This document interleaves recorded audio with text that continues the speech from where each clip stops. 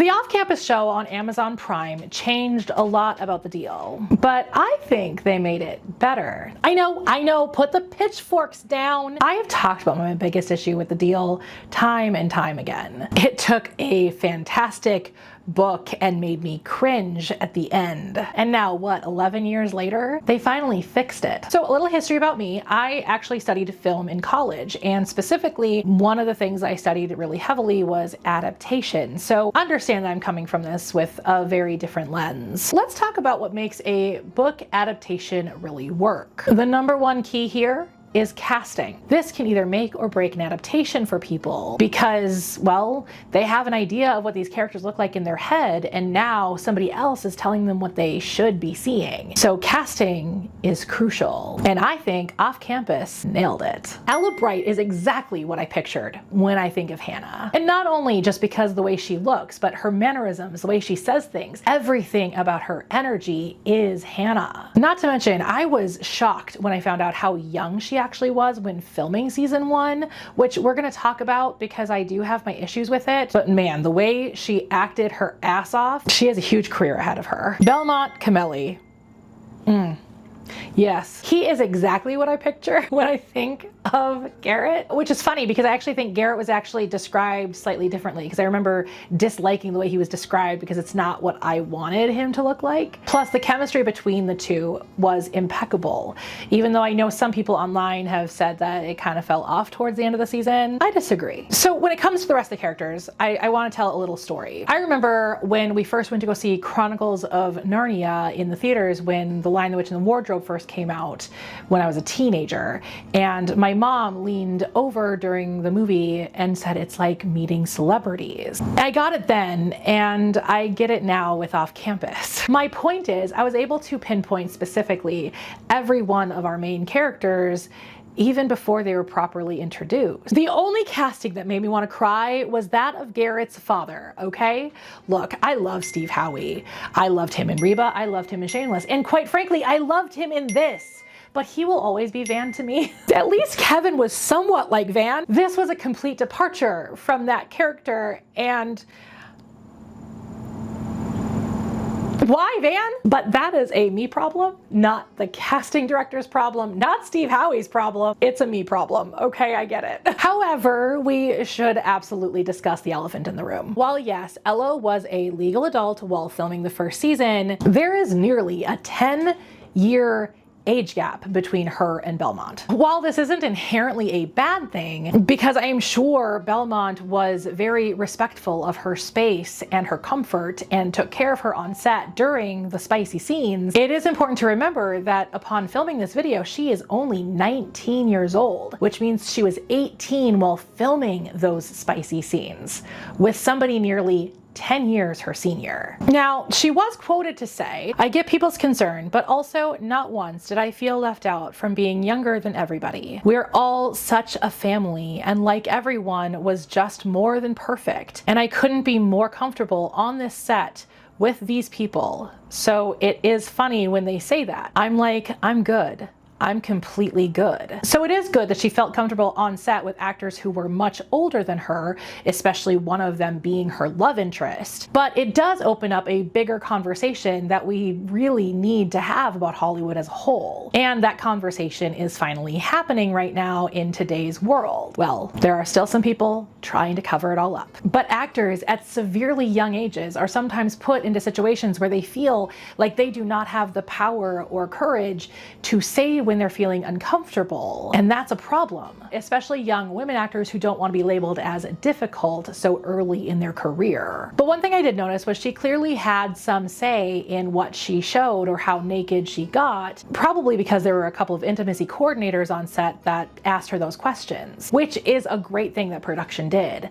There have been countless interviews that I have come across in my time where there are actors who didn't even know that there was a job called an intimacy coordinator. And that is a huge problem. Now, if you're unfamiliar, an intimacy coordinator is somebody on set who will talk to the actors involved in an intimate scene, something as simple as just kissing even, all the way to these spicy scenes that can be extremely explicit. They talk to these actors about what's making them comfortable or uncomfortable, where each actor is allowed to touch, where each actor is allowed to kiss, where each actor is allowed to be in space with the other. They're the ones that help actors advocate for themselves when they want a closed set because they don't want everybody and their brother seeing their naked body. Intimacy coordinators do not get enough credit for the things they do on set, and not enough productions use them. Now, let's talk about Logan's new sibling. Their name is Jules, and the internet has opinions, as they always do. In the original book series, Logan had an older brother who worked as a mechanic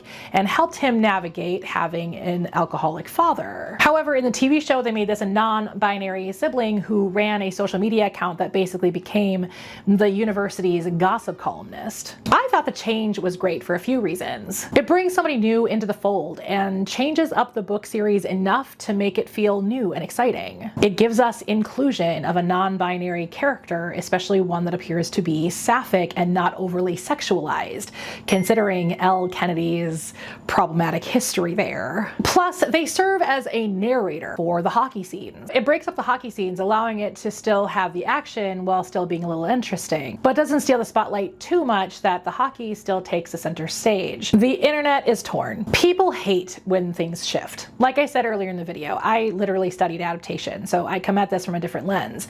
I appreciate a good change. I can also disagree with a bad change. At the end of the day, I understand why they made this change, and I thought it was a good one. There are a lot of people who do feel like they got a little too much screen time, which, yeah, they were in a lot of scenes. There were times that I wondered if they actually even lived at the house with the guys. As a straight cisgendered woman, so take my opinion with a grain of salt, I did feel like it was a good addition without being tokenism, and that's the important piece. Plus, the truth is, I live in Minnesota. We live, breathe, and sleep hockey here, much like in Canada, where Elle Kennedy is from. But not everyone is going to know what's happening on screen, and so it's good to have a narrator there to help you understand what you're seeing. One other major change from the book series is they moved Dean and Allie's story up the timeline a little. The Score is the third book of the series, and it happens a year after the events of The Deal. But for the show, they decided to weave it into the first season, which at first did irk me a little bit,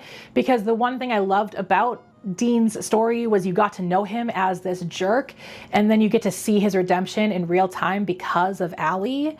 And you kind of miss that, having their relationship start so early. But I gotta say, the change did grow on me because the actors just nailed everything. Let me talk about my biggest complaint about The Deal for the 100th time on this channel, I feel like. It's the third act breakup, y'all. I can't with the third act breakup of The Deal. It is the most frustrating third act breakup I think I have ever read in my entire life. Look, Elle Kennedy, you write incredible books, okay? I will continue to read your work, and I am still working through your entire library, okay? But The Deal was rough at the end. The Deal was so rough at the end. The third act breakup did not feel earned in the book at all.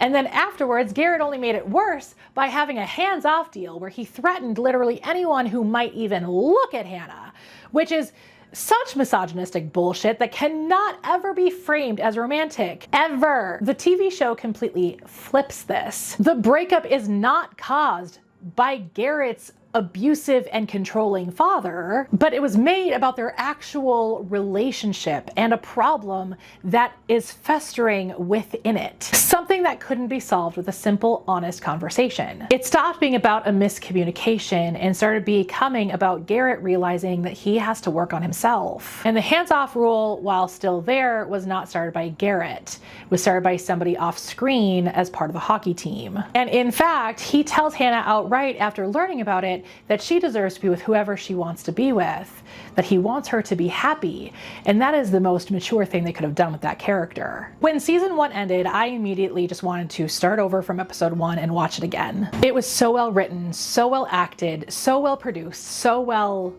everything. I immediately looked up to see if there is a chance of a season 2, and it was already renewed. It was renewed before season 1 even premiered. I am excited to get into Grace and Logan's story. I can't wait to see how it plays out. I can't wait to see what changes they have in store for that storyline.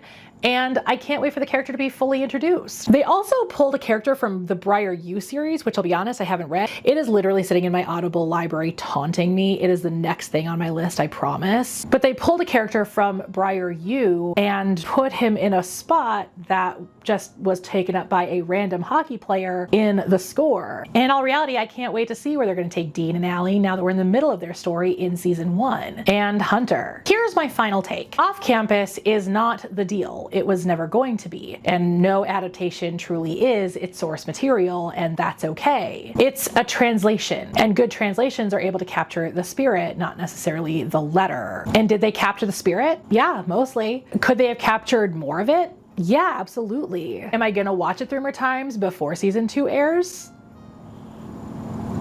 If you watched the show without reading the books, or watched the show after reading the books, or will now read the books because you watched the show, whatever. If you watched the show in general, I want to know what you think in the comments below. Are you team they fixed it, or are you team they ruined it?